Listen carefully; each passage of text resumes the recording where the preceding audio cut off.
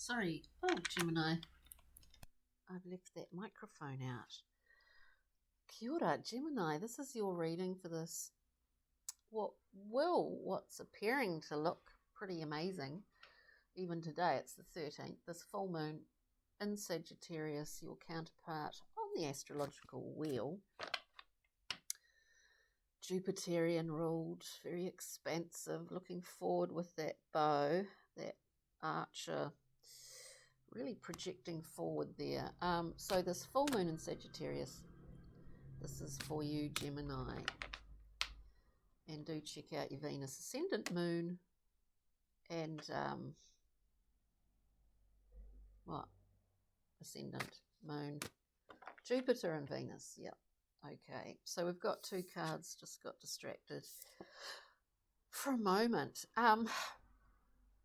Two cards coming out here. We've got the Five of Wands. Did you get that last time, Gemini? Possibly you did. It was coming up a lot in the new moon. Five of Wands can be, I don't actually see it as being that conflictual. I just see it as a sort of means to creating some definite boundaries for yourself, between yourself and possibly another or a group. That's what it feels like, because you're in a really good position. Nine of Discs, excuse my burnt finger, my Jupiterian finger. Nine of Discs, did I say? Yeah, you're in a good, strong, independent position here. I mean, in the material sense, but also, the Nine of Discs is like, it's a metaphor for the soul, like traditionally surrounded by gorgeous plants and animals and things. You're comfortable, independent within your world here. So it's not surprising that you've either been in this sort of period of time possibly where you're really delineating particular boundaries. It's funny because I've never really thought of this before, but I was biking in Fendleton, which is just over here, but it's kind of an expensive part of this city where I live. Look, it seems really dumb, but I've never thought of this before. Anyway, so I was just biking along the footpath. And for some reason it struck me, because all the houses have these really massive, wooden or brick or stone fences, really big fences, and some of them have little, lock thing on the front gate, like you couldn't see over anything, but I don't know, I'm speaking of boundaries, here, but that thing of, I don't know, I just thought, wow, you've got a lot of valuable stuff, or you've got a lot of money, you've got high value, and so it's okay to have, to be in this fortress. It just seemed very, it was just a funny thing to think that I'm sort of biking along there and thinking about these houses in a sort of, in that kind of archetypal way, I suppose. But it just reminded me of that, Gemini. Maybe that you are of course, high value. So we delineate these boundaries. There's something new coming through for you. There's something new. This is interesting because so you understand your personal value. It's a challenge sometimes, yeah, it's a challenge, but you've delineated some boundaries here.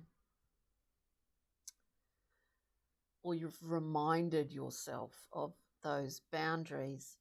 You sit in that Nine of Discs, quite comfortable actually. We then have the Princess of Discs. This is seasonal and it's about timing And it is about something new that's been gestating. Now, it may have been sitting there cooking for quite a while, and it's not come through yet, but it indicates that it will. There is new life, new projects, new ways of doing what you do. There's something new that you're giving birth to at this time. It's kind of like, you know, step by step by step, Gemini, is sort of not allowing all this stuff to come through at once. You're being really methodical. You've been methodical. Well, you're trying to be methodical about it, if that makes sense. This is what I'm getting. So after that Princess of Discs, you know, we're cooking here. It's brewing in the juices, the you know, the saline waters of the womb here. We're bringing something new through. Three of Wands, it's not going to be, the light suddenly, it's not going to be, it's not going to, what am I saying? It's not going to phase you, this new thing. It's not going to phase you. We get the Three of Wands. You've been on this journey, whatever this journey is. Could be about, you know, could be about anything. Could just be about organising one's own life, really, and going in a direction that is conducive to truly what you want. Our wants and needs change throughout a lifetime. There are so many times where we change we need different things, right, is what I'm trying to say. So Three of Wands, we're really on this pathway, and we know it's going to bring us in something new that we've required. Now, the key thing here, because we've got a Four of Cups. The key thing, there are two things here. The key thing, I think, is that we may well have been, how conscious or unconscious have we been about this thing that we've been wanting to bring into the world? Have we been, because we may well have been quite unconscious about what this thing is that is coming through. Oh, I look like I'm going bald.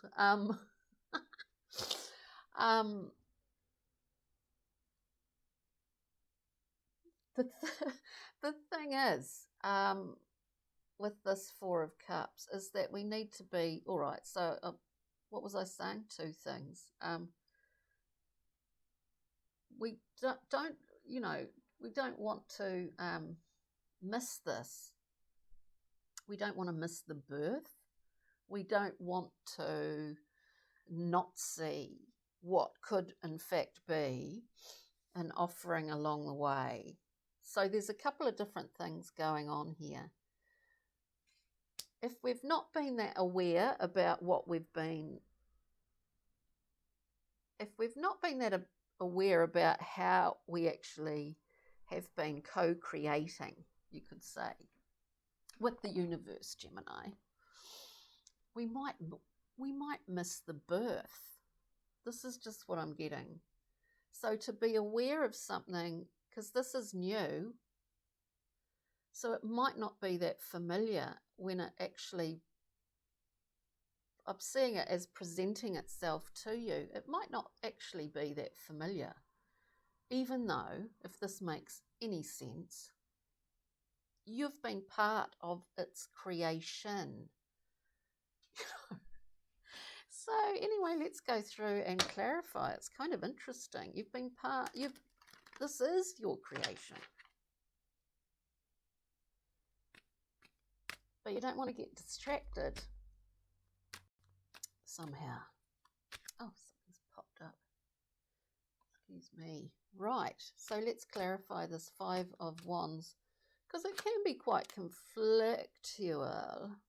Five of Wands. Interesting. It's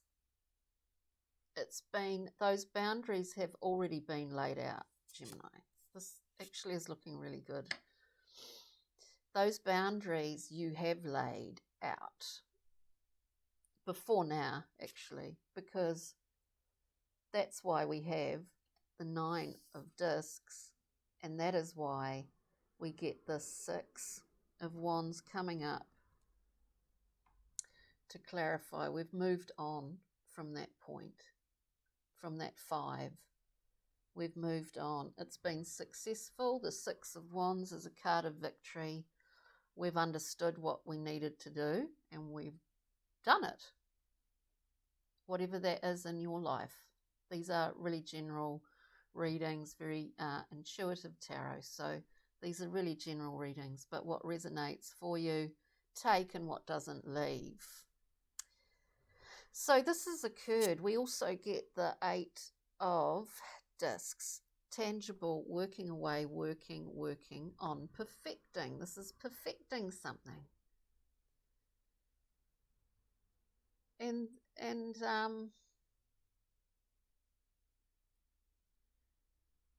what was I going to say? Until you're happy with it. It can, because all the 8s are about the mind, it can be sort of, sometimes I do see this as a really good distraction card, or somewhat obsessive. But it's been you've been working away at something, whatever, whether it's been tangible, whether it's been quite internal, quite maybe sort of metaphysical aspects of your own mind, wanting to be more aware of certain things, more of a mastery within your own mind, because it's a very busy mind. It's a voice that is impossible to turn off, So there's some kind of level of, there's an achievement that's occurred here, and it has been about boundaries, whether they're external, whether they're internal for you. I mean, it's pretty amazing, Gemini. Let's have a look at the, we're looking at the Princess of Discs.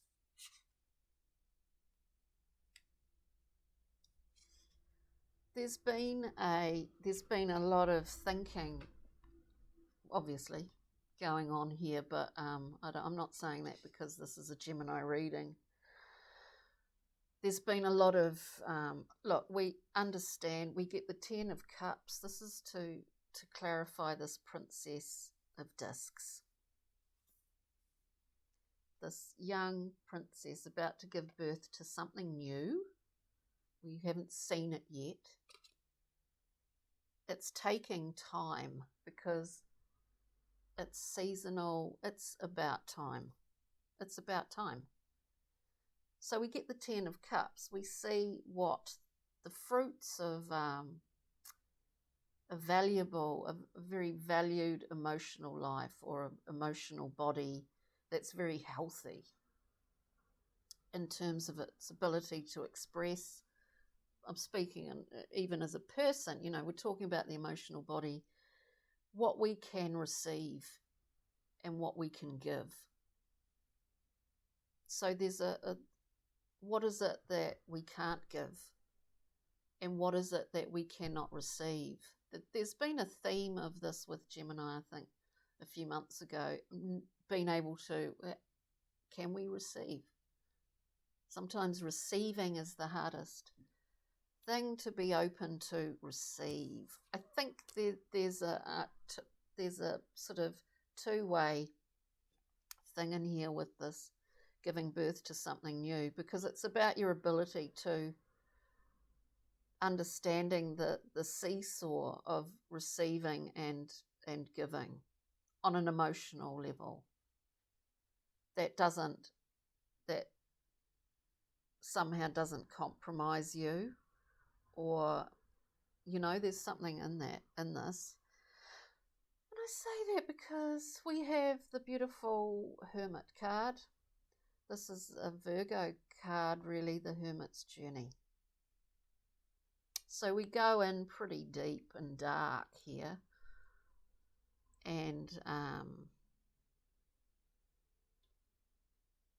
I mean, it's very discerning, and in some ways dissecting or trying to figure out, oh, I've got a really weird throat. It's something about your sense of will. I do your own sense of your own willpower. Like I say, you know, ability to receive, ability to express, your ability to express yourself, to fully express yourself.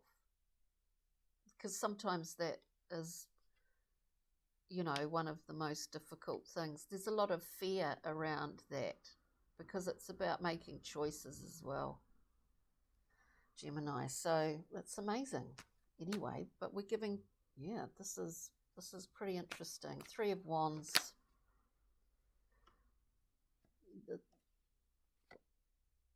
There's a level, there is a level of bravery here. That 3 of Wands, we're going with this. We're in the process of moving along this path with the 3 of Wands. This gestating thing is growing as we are going. It's growing as we're going. That's all I can say. As we're moving, it's evolving. In this, we get a great level of healing. We get the star. We're connecting here, somehow connecting to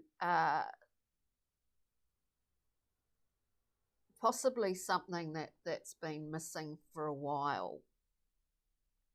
Comfort, healing, things working, coming true. But this is all about connected. This is all that connection with your will center, knowing what it is at any given time that you want. Being kind of having a process to that over a longer term. And not allowing yourself to be bombarded by other people's influence or dominance is what I get from this. So it's pretty beautiful. And I say that because here we are, again, fresh and new. It seems in the birthing of this new thing, we set ourselves free, Gemini. Metaphorically, in a tangible way, we set off anew. We set ourselves free. It's pretty wild. And this 4 of Cups, which technically is really about something being offered that possibly you may not recognize because it doesn't come in the usual form, but it is a gift. It's an offer. It's an offering. Interesting. It's an offering, and I think it's an offering that you're not unfamiliar with. In fact, after saying that, you're not unfamiliar with it. It's just coming in a different way. This is quite interesting because we get the 7 of Discs.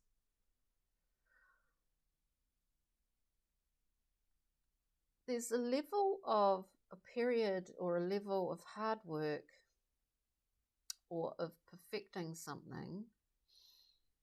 And that, as I said earlier, that could be in terms of your own mind and your perspective and the mastery that you have over your mind. Oh, don't let me lose this because this is good. There's something about that in the past. And that's about boundary making. And the 7 of Discs with the 4 of Cups, the offering that, do you recognize it as an offering or don't you? Well, you're looking back to see, okay, so I did, you know, this is an energetic review as much as a practical review of the seeds that you sowed or have sown and what you've got out of that. energetically, where do we see? There is a natural, it's not about deserving or not deserving. It's not about deserving anything. It's the natural law, it's natural balance. It's not about being entitled to something because you did this or you deserve this because you did that, because it just doesn't work like that. Anyway, that's not what yeah. So it's an energetic review. It's really interesting because it's like, yeah, it's really interesting. I just got fixated there on the idea of, for a moment, the idea of, animals saying, hey, I deserve that acorn, or I've been a good squirrel, or we don't even have squirrels here, but, like it just, natural law, there's a natural balance. I don't know why I get that, but anyway, I don't know why I get the animals thing. Let's just get a Brian Froud, Pixie and Fairy. Just even one or two cards just for Gemini during this full moon in Sagittarius.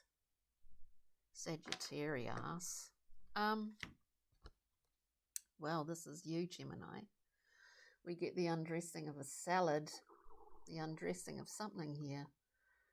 With all these balls on the go, I mean, I actually see through here that you've been trying to be quite methodical instead of doing a gazillion million things all at the same time. But you can do that. But it's just distracting. As I said earlier, the 8 of discs can be for the purposes of distraction. But I don't think you really need to. Look, the world's not going to end if you drop a ball, is it? And then we get this beautiful Tao Om, the poet, a very romantic figure, very fast, targeted, it's like the Knight of Swords. Target. There's no deviation. This is like going after it, like going after that. Boop, boop. Along the way, we do get little battle scars. This is very beautiful, kind of, can be a bit sort of, maybe a bit romantic kind of card, So it's quite lovely. Now, I'm going to pull an art, where are we? Art Oracle. If you haven't seen these before, they're pretty good. Pretty light and nice, but before that, we're just going to pull a little rock, crystal, stone element card. They're very simple, and that's kind of how I like it. Malachite, one of my favorites. I usually have a malachite ring, but I haven't got it on today. So we have malachite. We have pain relief. We have transformation, Gemini. We have vision. This is what I mean, targeted and powerful protection. I do believe at some point, whether you were aware of it or not, you put something very solid in place here, and it's worked well for you. It's really interesting, actually. Yeah, so malachite. I don't know whether you're that conscious of this or not, or conscious of it or not. But these are very general readings. But I love that particular stone, actually. Now let's get a art oracle card. An art oracle card for Gemini, please. Just one card. you. Wow, we get, I'm not really that familiar with this guy and girl. It is very sort of Eurocentric, American-centric, this deck, but it is still quite fun. So we've got Grace and Perry. I am sort of familiar, but not overly. So we've got life, work, and inspiration. Scratch at the surface until your fingers bleed. Meaning separates art from craft. Oh, yeah, look, I don't necessarily agree with that, actually. Try something new the old-fashioned way. Interesting. And a nice colourful card. So there we have it, Gemini. That's an interesting one. Kind of quite good for the dual nature of the Gemini, the Grace and Perry, I guess non-binary, or have I got the wrong end of the stick? Anyway, it appears to be that way. I think those cards were published quite a long time ago, mid-2000s, not that long ago. On that note, Gemini, take good care.